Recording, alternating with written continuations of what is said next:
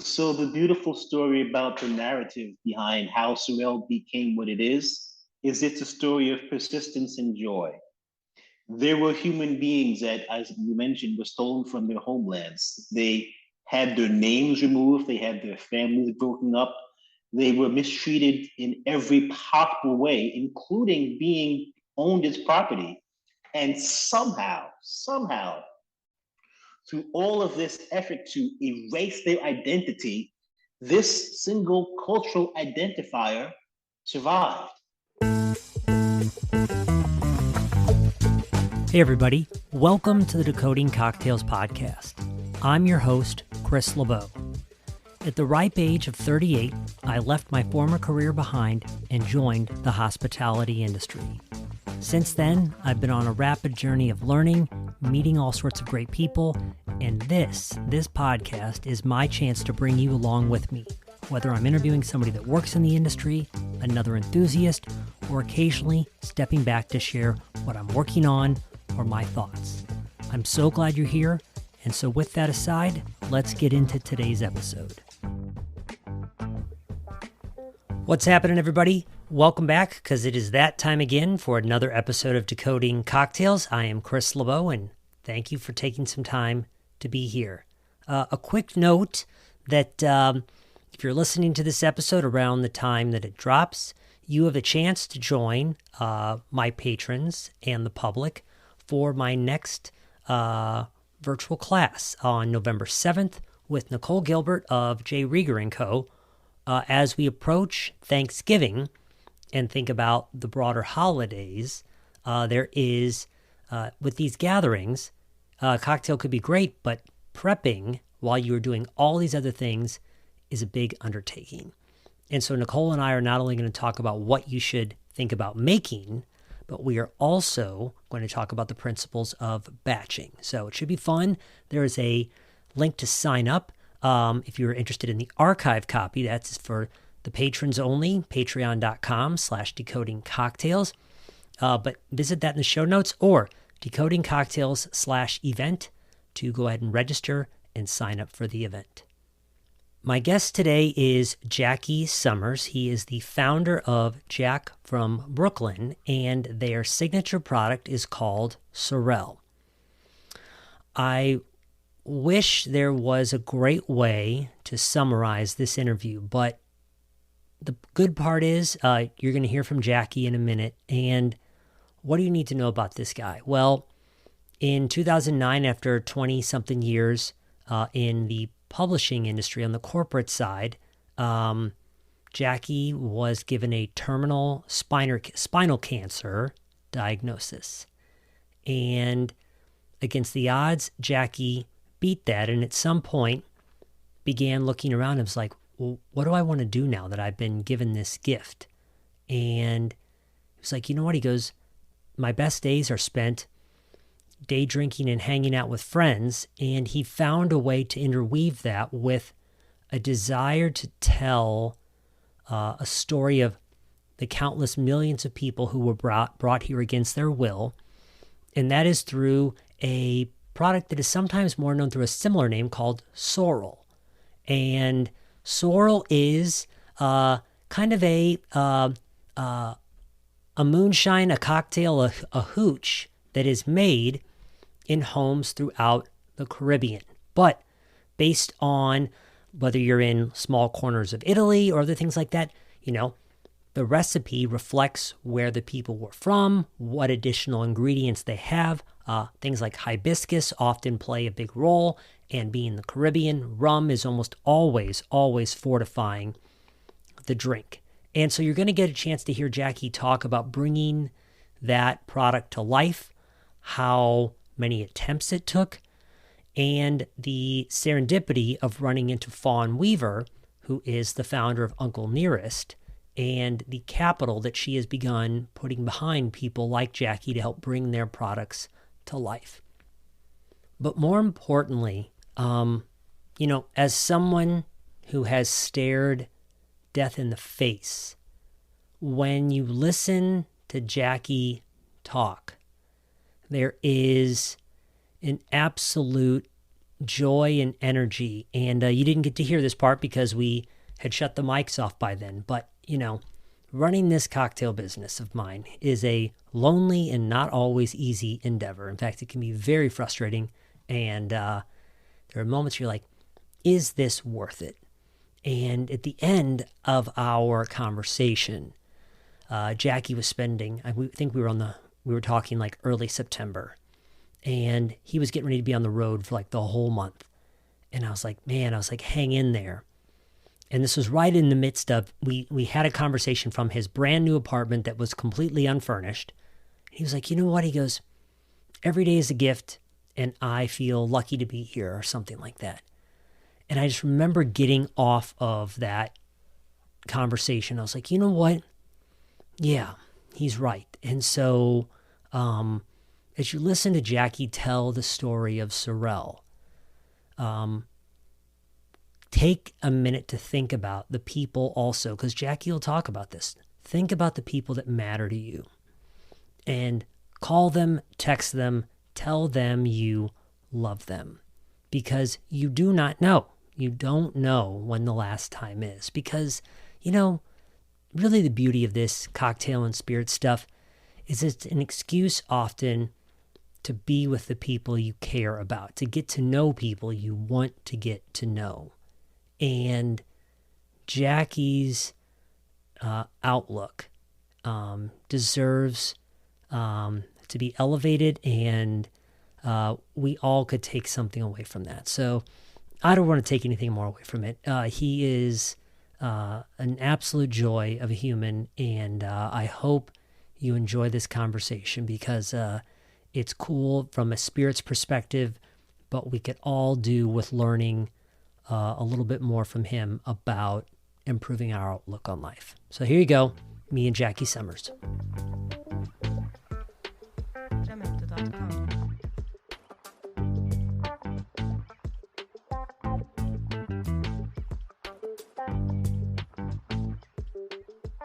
Jackie, I think in every industry, there seemingly are people who are in the middle of hustle mode. And I know that sometimes that can be a dirty word these days, but I feel like if that describes anybody right now, it seems to be you right now. So I just want to say congrats on the haul, because you are a man in motion right now. Got to stay a step ahead of the law.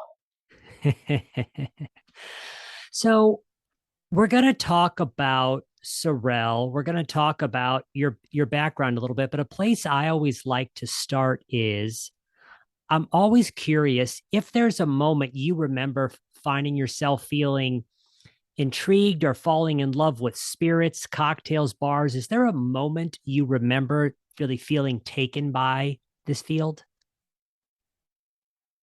Yes. And it does tie into the origin story.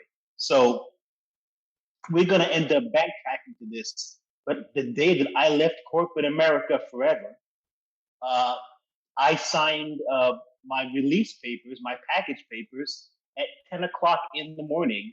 And then I got on my phone and I texted all my friends, hey, I just got fired. Come meet me for drinks. And it was such a great day. I thought to myself, why am I not doing this every day of my life? I've heard you talk before about a love for day drinking with friends, and yeah, I mean it's true. I mean, when I think of some of the most magical days in my corner of the world, it's like, yeah, it's 3 p.m. And I'm in somebody's backyard, and I'm like, why am I not here every day? So There's something leisurely about an afternoon cocktail. yeah. You're not rushed, you're usually somewhere comfortable, and you're less likely to get into the kind of trouble that will make you not be able to work the next day. The other thing I do like about it, clearly sometimes the days or the afternoons become nights and worse, but Yes. but sometimes it's like, oh, it's 8 o'clock. I'm gonna go to bed now. And you're like, Yeah. yeah. Yeah. Uh, I prefer, because I do this professionally, I prefer to end my evenings earlier rather than later, because in the morning, I need to start the actual work of running the business. Day drinking is a luxury, but it is, I lost the word. subsidized by the fact that I own an alcohol company. That's right. It's you're entertaining at that point, right? So Yes, it is. Account maintenance is part of the job. so in your, you know, I think about like there's so many places that this interview can go, but in the quiet hours of people's lives, at times they have a moment where they have a brush with a scary experience or something, they're feeling a little off and but it turns out to be nothing. And you certainly have had the full on experience of having someone tell you, you have cancer and you're probably not going to make it. And here you are, seemingly thriving. But what what compels a person after all of that? And fill in as much of as you want, but what compels a person at that point to say, I want to launch a liqueur company. I want to launch Jack from Brooklyn. Well, I will tell you that the experience of coming to terms with your own mortality is liberating. I know for a fact that I am going to die. It might not be today. I hope it's not today. It might not be tomorrow, but it will happen eventually. And that becomes the impetus to go, I don't want to leave anything on the table. If there's something that needs to be said, if there's something that needs to be done, if somebody needs a piece of my mind, if somebody needs to know that I love them, now is a good time. I mean, the sages have said this for thousands of years. The problem is you think you have time. I don't want to waste another minute of my life. I want to do the things that have to be done. I know one thing that you've talked about that's very important to you is mentorship in terms of what you've received. But I think about, that sometimes the mentor is someone that's just a little further down the path from you. And in a way, uh, while I must say, and we passed each other very briefly at Tales of the Cocktail, but you were being marauded by people as felt appropriate at the moment. But you seem like you have this great sense of vitality right now, even though you've had this close encounter. So for people out there listening who might somewhere in the back of their brain be thinking, I'm unhappy in my line of work or whatever, is there any sage advice you'd have based on your own experience for them not wasting any more time? Money can buy a lot of things. It cannot buy you one extra second of your life. So while you have the chance, do the things that matter. Nothing else matters. Mm-hmm. Literally, find out what's important to you, find out who's important to you, and spend every breathing moment for the rest of your life making sure those things count. I have a large handful of friends, and I feel like I go out of my way at random hours of the day just to like message them to say, "Hey, you mean a lot to me." And I'm like, they might be overwhelmed by this at some point, but like one day they're not going to be able to hear it from me anymore. So Nah, let people know. Make it weird. Like, absolutely let the people you love know in no uncertain terms how you feel about it. Absolutely. so digging into so you and I share something in common, which is at some point late in our life, we were like, "Hey, I don't really care for what I'm doing. I'm going to join the hospitality industry." Yep. So tell us a little bit about Sorel's background, where it came from, because it's kind of a representation of something more broad, as might be understanding.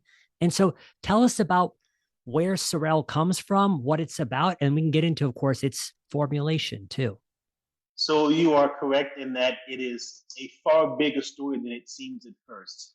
If you went back hundreds of years, Africans knew hibiscus was a powerful medicinal plant, full of antioxidants, full of antimicrobials. It's a natural antifungal, it's an anti inflammatory, it's a natural aphrodisiac. And the Africans would make a tea from this flower, and this was part of their ceremony and their celebration. And then somewhere around 500 years ago, the transatlantic trade starts, and bodies and spices are taken unwillingly from the continent of Africa and moved to the Caribbean where they're sold in ports. But the beverage or the knowledge of that beverage somehow survives colonization and continued to thrive in these colonies that were in the Caribbean islands. So every island would do a slightly different version of it based on what spices were being traded in their ports. So Jamaica, for example, had a high influx of Asian Chinese specifically indentured servants. So you got a version of this beverage that they called sorrel, Sorrel, with hibiscus and ginger and cardamom and allspice and rum, because everything in Jamaica is rum. If you went deeper into the spice route, say Trinidad and Tobago, they had a wider influence of spices because they had different indentured servants. So they had indigenous people, they had enslaved Africans, they had East Indians, and you just had a wider range. So if you had this beverage again based on hibiscus in Trinidad, you might get it with cinnamon and nutmeg and clove. Not as much rum. The Trinis aren't as big a drinkers as the Jamaicans. Few people are. My grandparents came from Barbados in 1920 and settled in Harlem, New York. And my grandfather was a chef. And in everything, Barbados is rum. Yeah, if you break your leg, rum. If you have toothache, rum. You have a cold, rum. So I grew up with a non-alcoholic version of this beverage and made a version in my kitchen for friends and family for almost 20 years and did not think twice about it. It was just part of my culture. So I'm curious now as I'm even thinking about it. I know that Sorel's formulation took you, what was it, like four, I got it written down. It's like 420 something, or yeah, it was a lot. 623 failures in my kitchen to try to make a shelf stable version of it. Jackie, I don't know if this is on Sorel's website. I haven't looked for it. Is there, for the non-alcoholic version, is there a recipe published somewhere that people can try making at home for themselves? So here's a fun little trick about my website. As is required by law, it asks you to verify that you are 21 years or older. If you click no, it takes you to a non-alcoholic version of sorrow for the kiddies and for the young ones. But again, my folks came from Barbados, so the idea of this without alcohol is an anathema to us. It's like orgasm-free sex. I'm sure some people enjoy it, but it's probably not for me.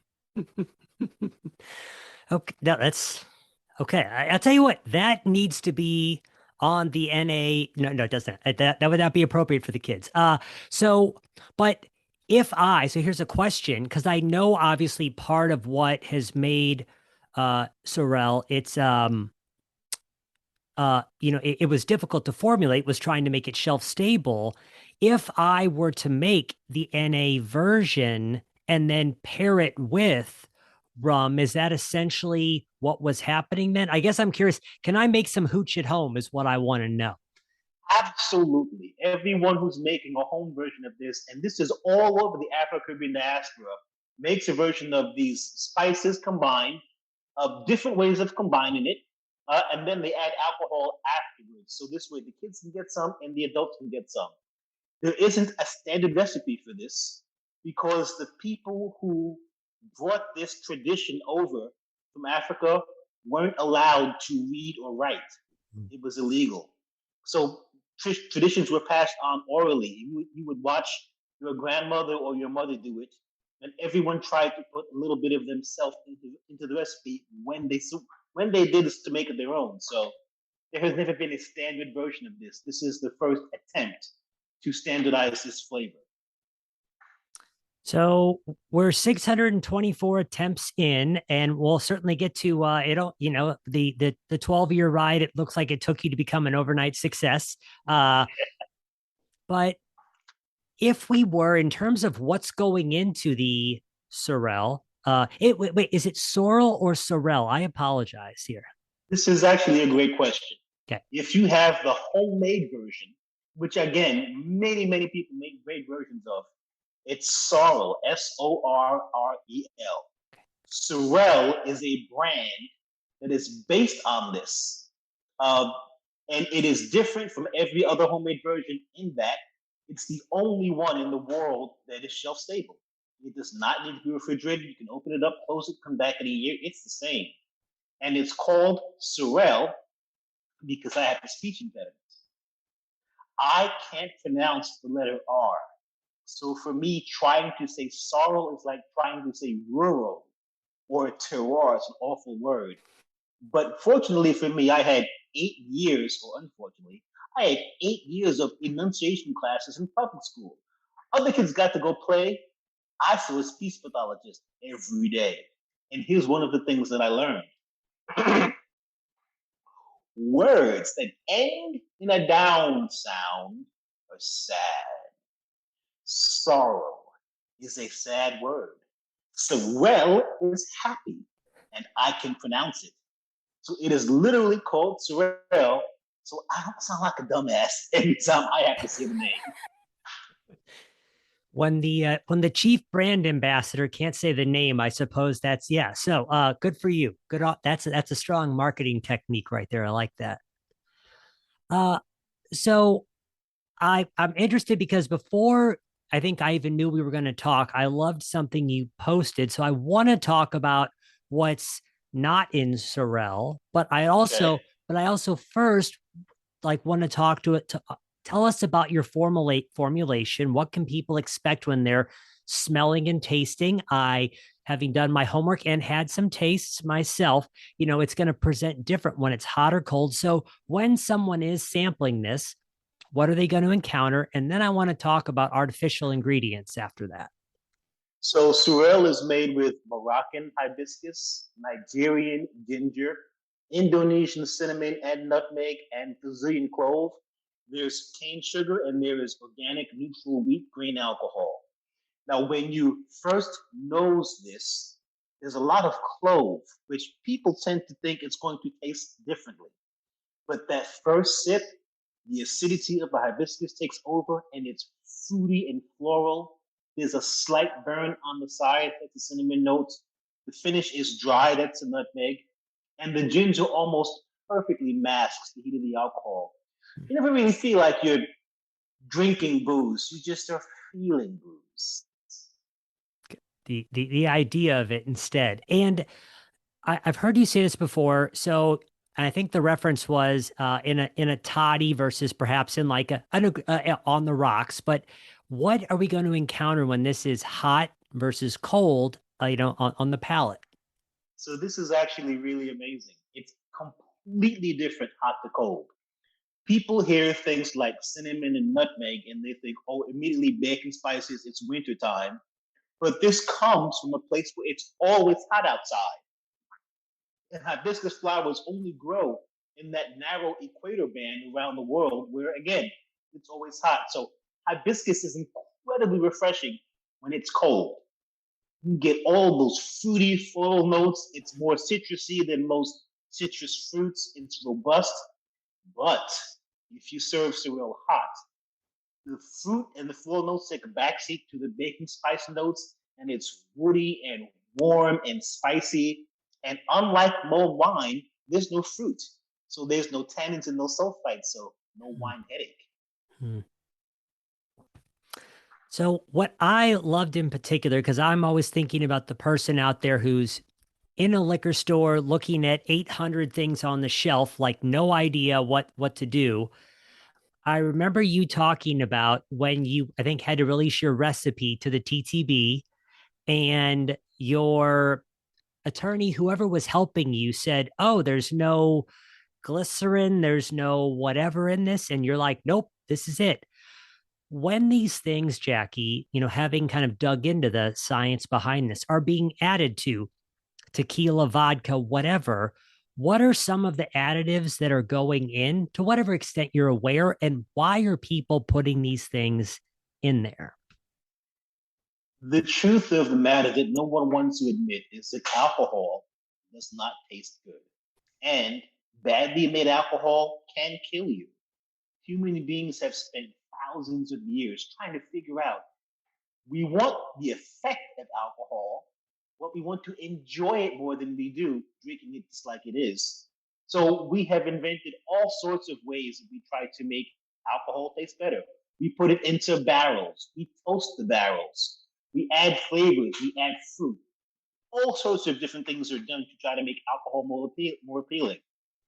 What the big liquor companies usually do with alcohol is they add flavors to it. So you will get pineapple flavored vodka and cinnamon flavored whiskey. My methodology, it reverses the logic. They add flavor to alcohol. I add alcohol to flavor. So if Sorel tastes bigger and bolder and livelier than other things that are in the market, it's because it's made with living things. And some of this could be too technical beyond it, but let's say I tasted that whiskey with glycerin as an example or without it. Like when some of these additives are being put in, Jackie, you know, and I know that you've done a lot of formulations, you're still not a career person in the industry, but are you aware of, like, is it ultimately taking something that's harsh and giving it a perceived smoothness? I guess I just didn't know if you're aware of what some of these additives do that might be beneficial. They're covering up impurities, but what are they doing? Glycerin is usually a thickening agent. It's what gives that cloying sensation to most liqueurs. And it's one of the reasons Sorel is different. Sorel is meant to be consumed straight over ice. Most liqueurs you cannot do this with. The interesting part from my perspective is all food products must list their ingredients, but the liquor industry has a better lobby than the food industry does. So liquor people can put all manner of stuff into their products and never have to list it on the label, which is one of the reasons that I personally take pride in knowing we have 5 basic spices, deionized water, alcohol, and sugar, and that's it. There's nothing else. There's no additive, there's no preservative. And it is true, it is entirely true that you can synthesize a vanilla molecule, for example, but it will always taste synthetic. You can always tell the difference between actual vanilla and a copy that has had the soul removed. Yeah, it is. It's so true. And, you know, I think about the first time, you know, that I actually bothered to grind my nutmeg fresh on a, Yes. it's just like poof, your brain just explodes. You're like, what? Like, this is Yes. incredible. So, Yes. yeah, A good mortar and pestle is the key for any home who likes to cook. so clutch. So, you know, one of the things that I'm just overtaken by is like the number of, you know, obviously new brand, let's push this hard, but the number of awards and ratings that are coming back where I'm like, is he paying these people off? Like it's pretty cool. So congratulations on that. But Thank you. so obviously a lot of judges are finding that that Sorel stands very well on its own, to your point, on the rocks or in a toddy with some hot water. Are there a couple of, and I know it is going in a lot of places, but are there a couple of cocktail applications you're proud of, excited by? For the people listening at home, they run out and buy a bottle. What should they be thinking about doing with this stuff? It depends upon the weather. It is hot in all around the country right now. So my favorite hot weather cocktail is a Sorel hibiscus mule. It's the easiest thing. Find a tall glass, fill it with ice, ounce and a half of Sorel, top it off with ginger beer, squeeze of lime, done. It's like the best red lemonade you've ever had. If it's autumn, I tend to like stirred cocktails. Sorrel is a fantastic substitute for, say, a vermouth in an old fashioned. In a Manhattan. In the wintertime, we just serve it hot. 15 seconds in a microwave, and it's the best mulled wine you've ever had. And in the springtime, what we see are lots of gin and agave cocktails. So Mm-hmm. we see lots of margaritas come out in the springtime. Got it. So it's entirely seasonal, and it depends on what the weather's like where you are. In Miami, we're seeing Sorrel slushies. but in Colorado, they're sipping it hot after ski. Hmm. It's that's awesome. It is fun to see all the different variations pouring out there onto the market. So As someone of Caribbean descent, we never thought about. I never thought about how this would serve as a cocktail ingredient. But the cocktail community is so amazingly creative and so talented. It's being used in ways that I would never ever have imagined. And every time someone figures out how they can take their creations and make them stand out with Sorrel, I am honored.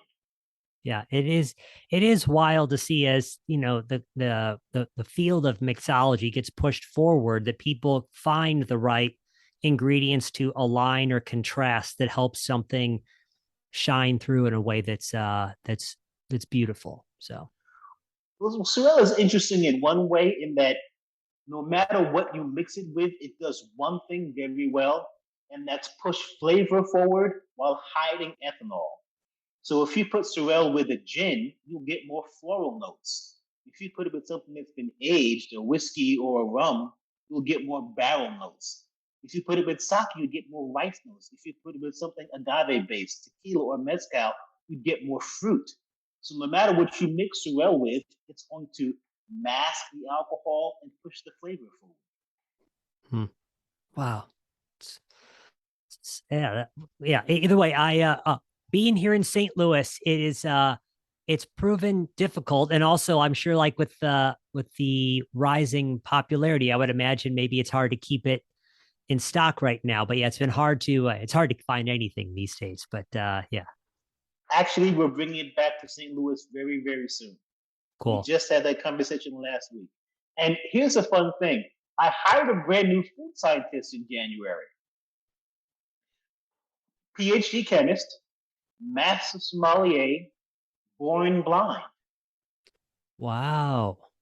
He says, and I believe him, he can see flavor.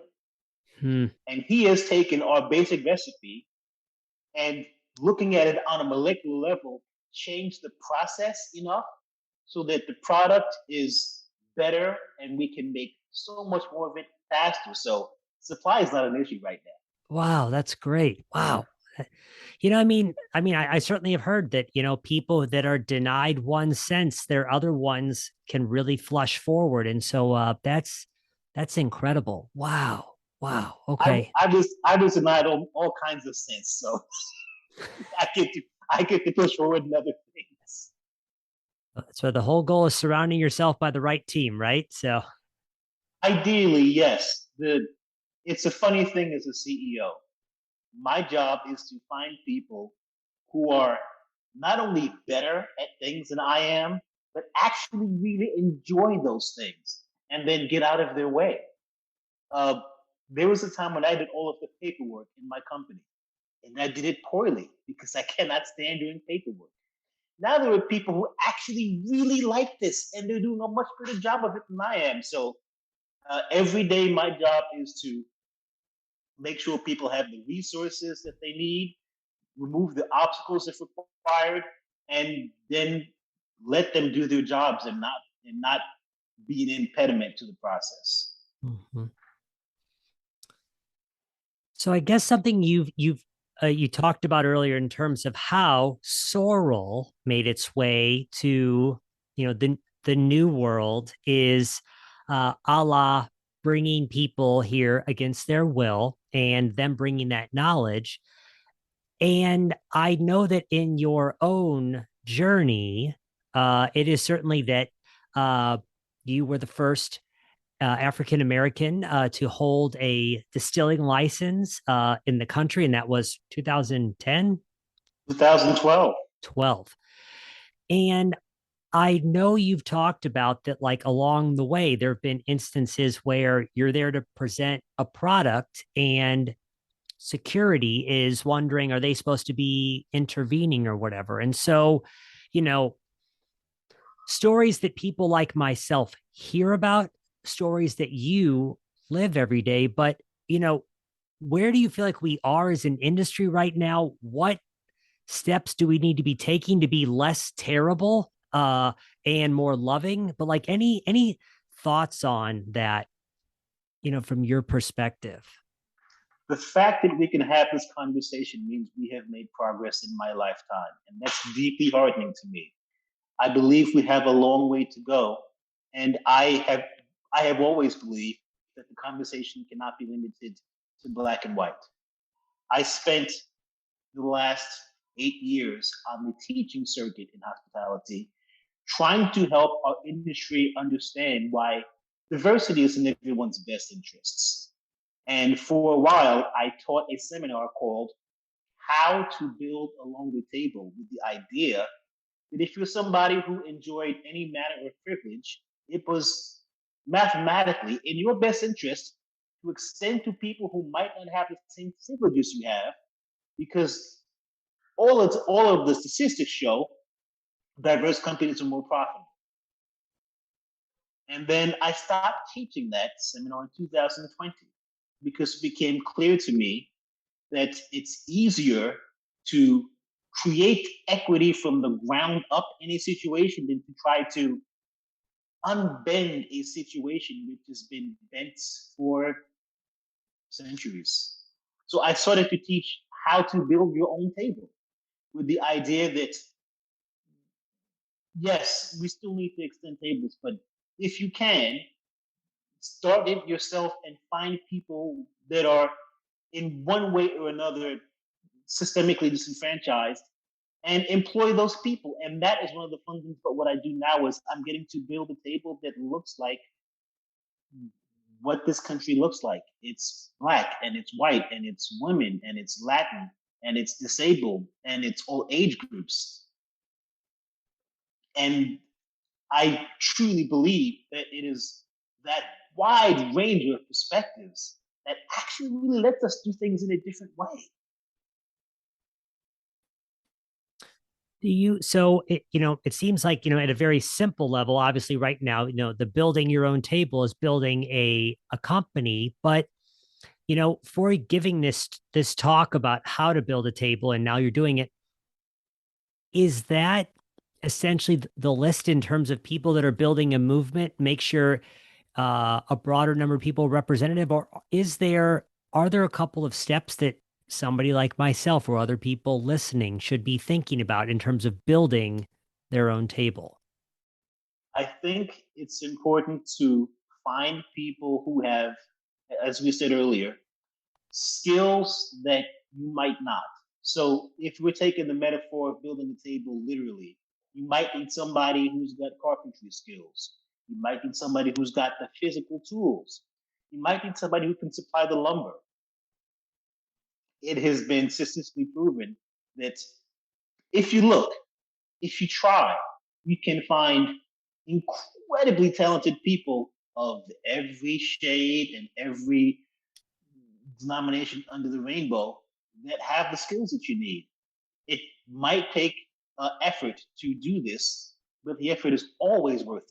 Always worth Got it. Yep. Okay, that's helpful. Thank you. Yeah, I mean, and it's intuitive, but thank you for saying it. I'm sure for the who knows how manyth time right there. Um, so I think we've covered this a little bit right here, but regarding I want to go back to Sorel for a second. So it. Okay. hopefully out there, especially as it's coming back into St. Louis, and just people are encountering it more and more in every market out there. you know, at the end of the day, a bottle is really, in addition to awesome flavor, it's the chance to tell a story. If you Yes. if you show up with Tito's at a party, it's basically at this point saying nobody's going to be unhappy. But like, Right. but there is, Sorel obviously carries a deeper story with it. So for somebody out there who might need that additional little push, what should they be sharing about this when they're opening it up at a party, serving it on the rocks or putting it into a margarita? What would you want them to share? So the beautiful story about the narrative behind how Sorel became what it is it's a story of persistence and joy. There were human beings that, as you mentioned, were stolen from their homelands. They had their names removed, they had their families broken up, they were mistreated in every possible way, including being owned as property.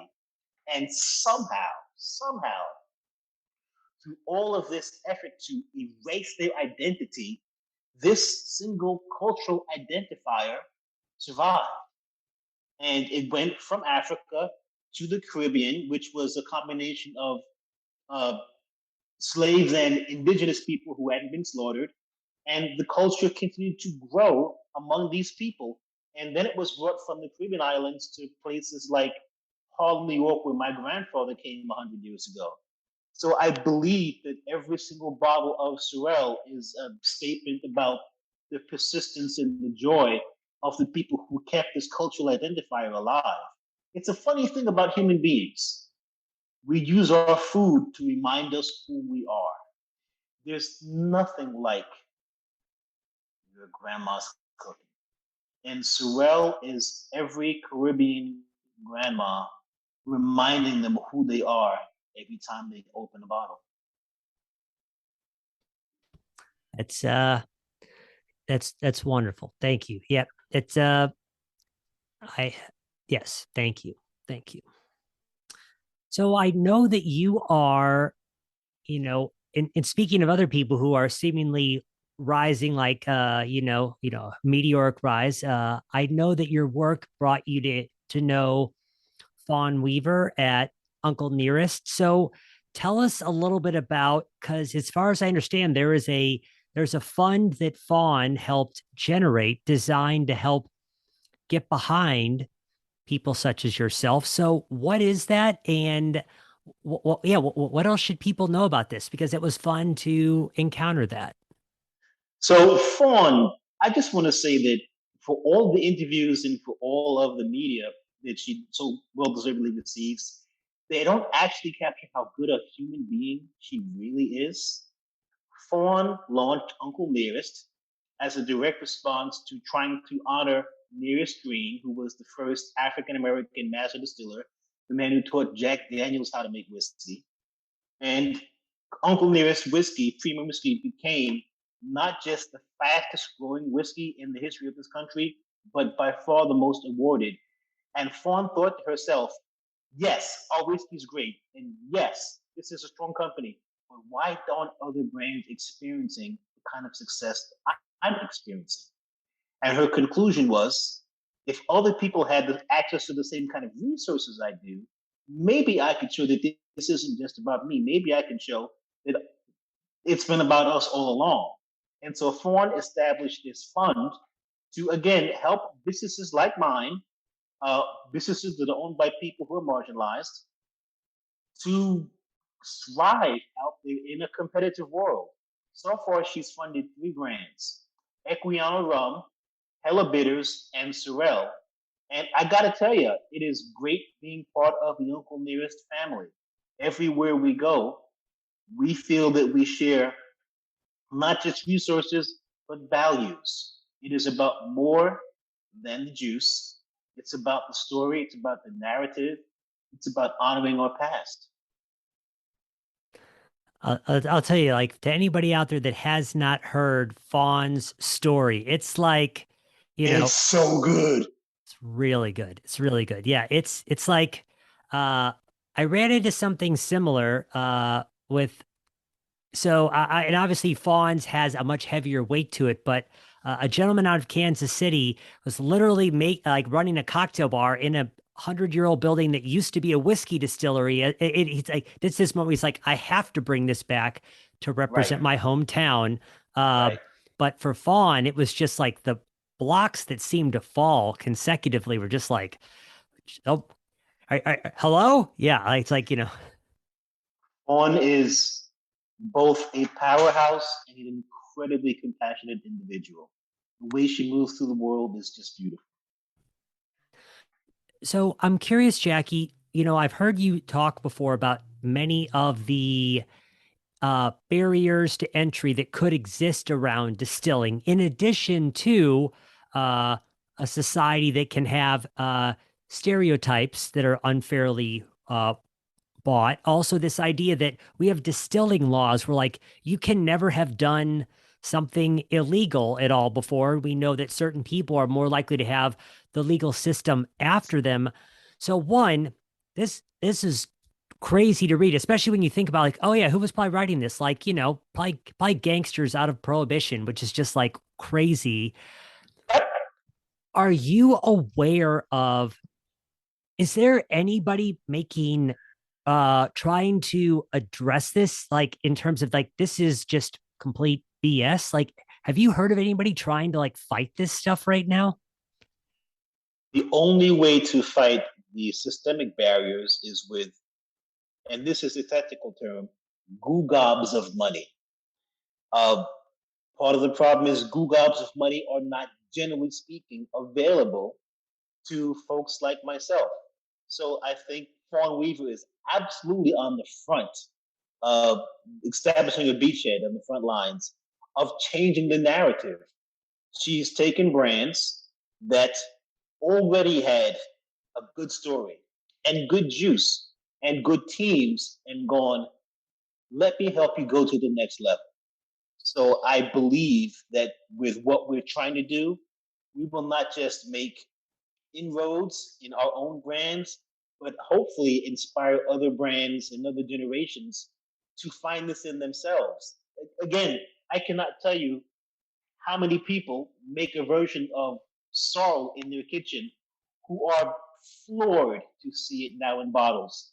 But there's so many other small, relatively unknown cultural beverages out there, like what Sorel became, that are just waiting for somebody to go, this needs to come out, this needs to move beyond my grandma's kitchen and be a product so everybody can enjoy it.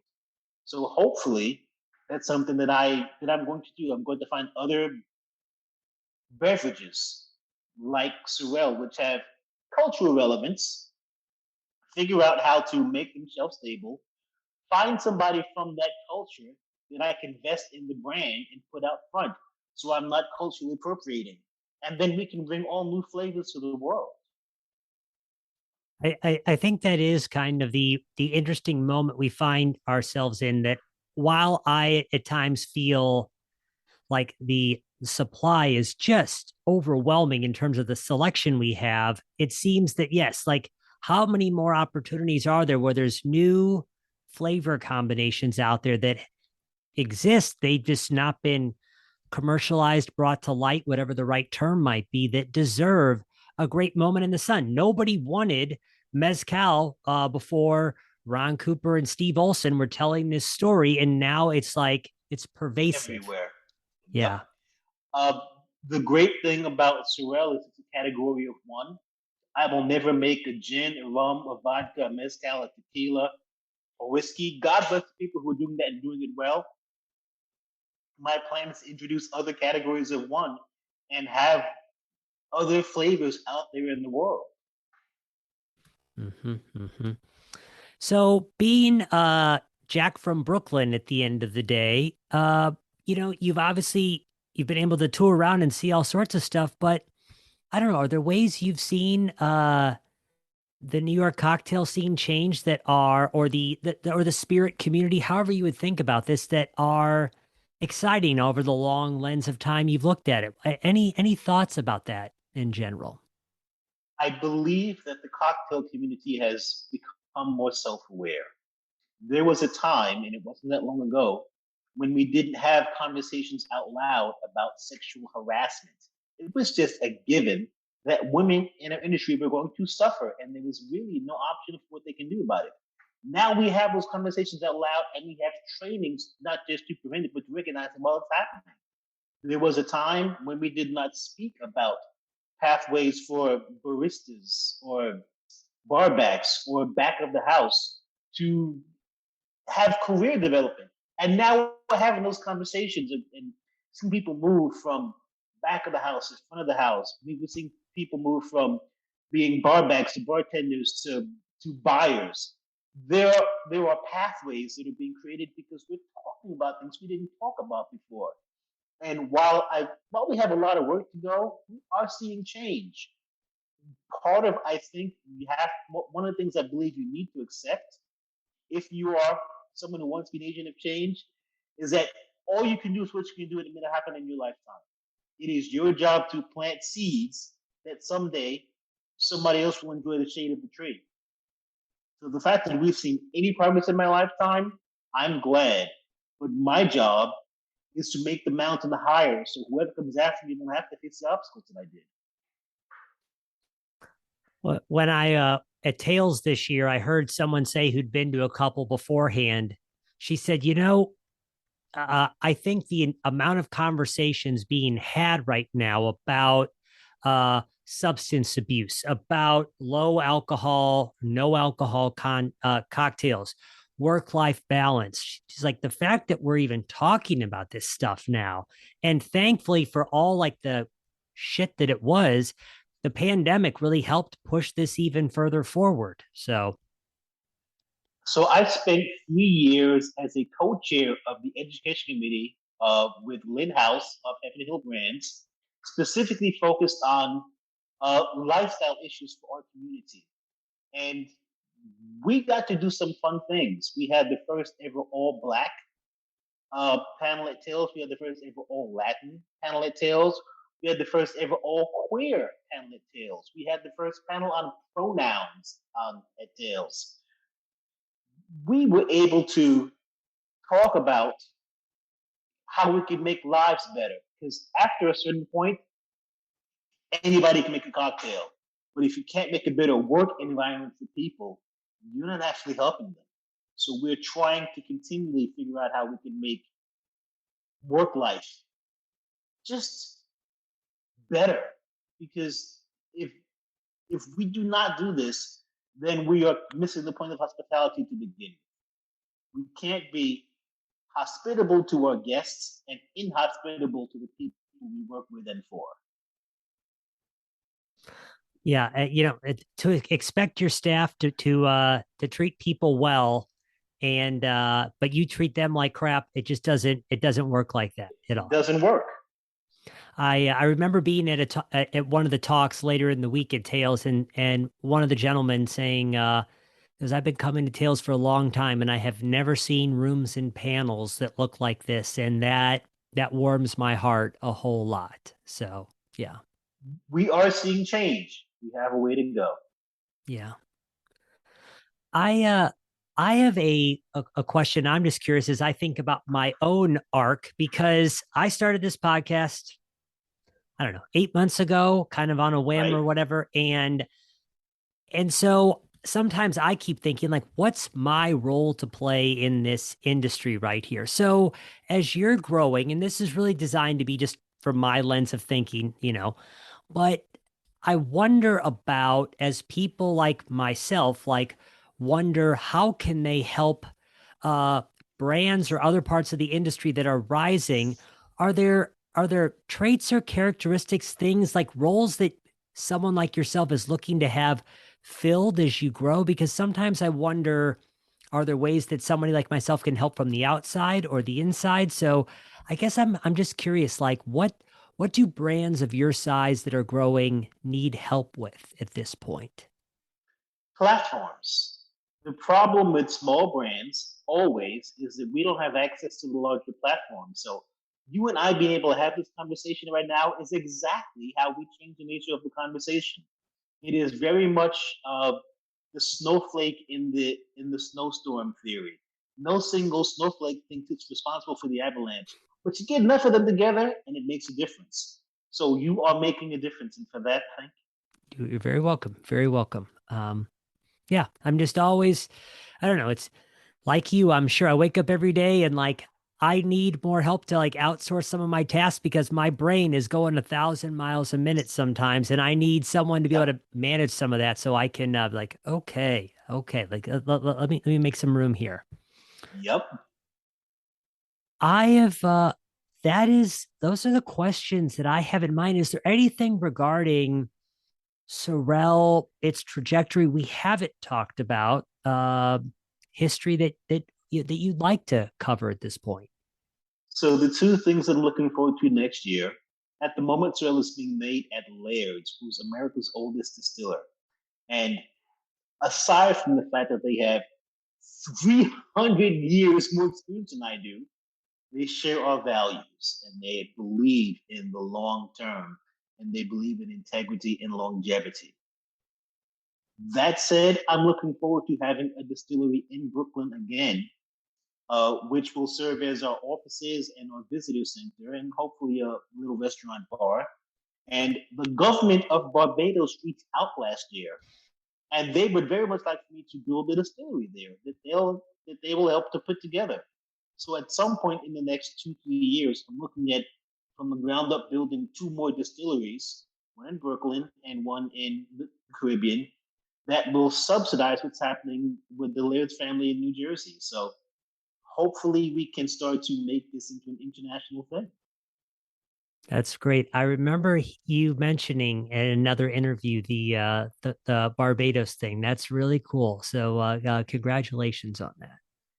It is an honor. I have to tell you, as someone of Caribbean descent, my people can be judgmental.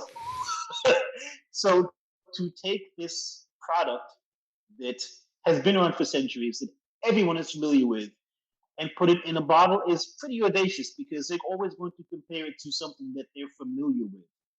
If it wasn't as good as it is, if it wasn't getting the kind of critical reviews that it gets,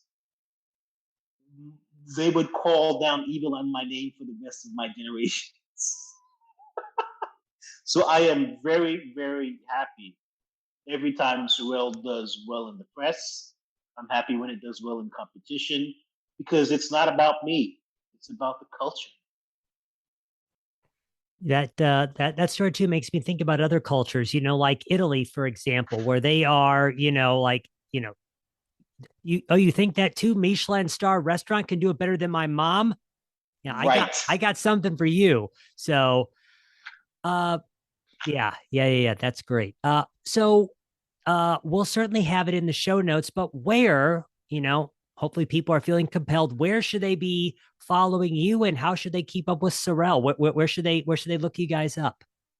If you do social media, and not everybody does, on Instagram, it's Sorrel, Sorel, official.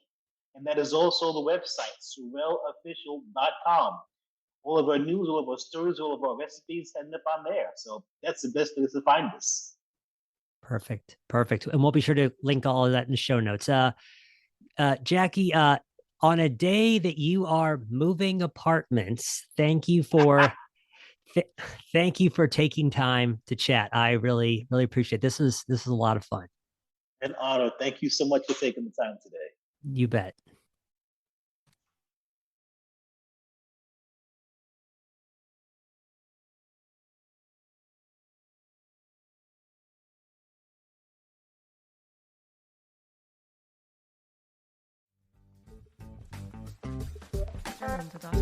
Hey everybody, thanks for listening. The show notes for today's episode are available at decodingcocktails.com/podcast. If you'd like to keep up with what we're working on, there are 2 great ways to do so. One, our short weekly newsletter, Cocktail Confidential, which you can sign up for at decodingcocktails.com/newsletter, or give us a follow on Instagram at Decoding Cocktails. If you think this podcast is great stuff, we'd love it if you'd subscribe or, of course, share an episode with a friend. The Decoding Cocktails podcast is produced by Chris Bay and myself. Thanks for listening. We'll see you again soon, and happy cocktailing.